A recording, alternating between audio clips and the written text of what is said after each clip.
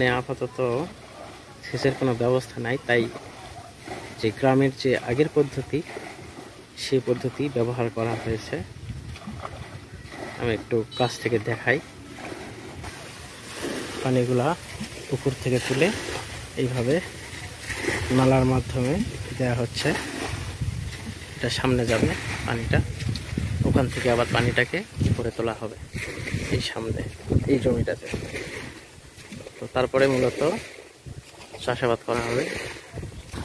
এই ড্রেন থেকে পানি নিয়ে এইটাতে দেওয়া হচ্ছে, পানি অল্টারনেট করা হচ্ছে।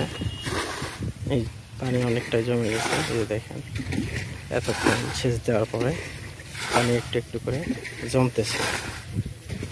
মূল আর্টিস্ট, এই যে মূল আর্টিস্ট, হ্যাঁ, আগের পদ্ধতিতে পানি সেচের মেশিন আর এই যে ডিজিটাল মেশিন, এটা হলো আর্টিস্ট, চাষের আর্টিস্ট।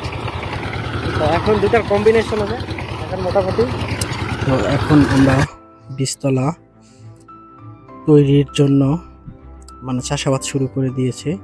তো প্রথমে করতে হবে আগাছা পরিষ্কার করে নিয়ে ভালোভাবে জমিটাকে চাষ করে নিতে হবে এবং জমিটা যেন হালকা উঁচুতে থাকে। তো এই দিকটা লক্ষ্য রাখতে হবে। আর জমিটাতে যেন খুব বেশি পানি না জমে থাকে। জমিটা ভালোভাবে তৈরি করে নিয়ে সেখানে যেই ধানের যেই বীজ আছে বীজটাকে আগে পরিশোধন করে নিতে হবে। 2-3 দিন পানিতে ভিজিয়ে রাখতে হবে। রাখার পরে সেটাকে ভালোভাবে ছিটিয়ে দিতে হবে বীজতলায়, যেন খুব বেশি ঘন বা ঘনত্বে না হয়ে যায়।